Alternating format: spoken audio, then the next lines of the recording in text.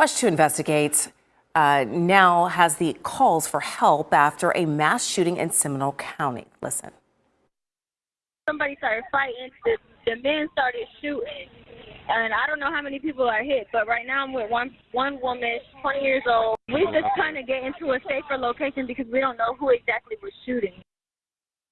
Now, the restaurant where the shootings happened was apparently not following the law and did not have the right permits. Today, the owner of Cabana Live was warned that future events like the one that led to the shootings will cost the business its lease. WESH 2 News investigative reporter Greg Fox explains local and state authorities are now trying to determine if the venue should be doing business at all in Seminole County.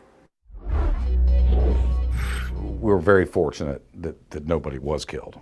Seminole County Commission Chair Jay Zembauer says the violence that broke out early Sunday morning at Cabana Live that led to gunshots could have been prevented if the restaurant owner had followed the law and the rules under the lease. 10 people were wounded, including former Daytona Beach Mainland high school football star and NFL wide receiver Tank Dell. Security video shows at least 2 people with guns firing shots. One is missing. The other, a 16-year-old boy, was caught by a security guard and is currently being held in juvenile detention. We're not identifying him because of his age and because the state has not charged him as an adult. But the fact that you would have a 16-year-old child involved in a get-together and party that involves nobody leaves sober party is very questionable. It's a party that violated a county ordinance that requires special events and outdoor sales permits.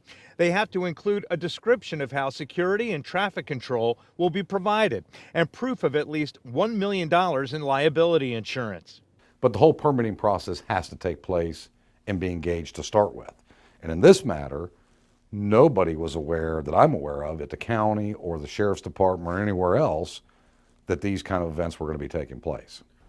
The owner of Boat Tree, which leases the property from the county through the Port Authority and subleases it to Cabana Live's owner, Alexandra Horrocks, told WESH 2 News, "I think what happened is horrible and we take it very seriously. We don't want people hurt and don't want to lose our lease with the port.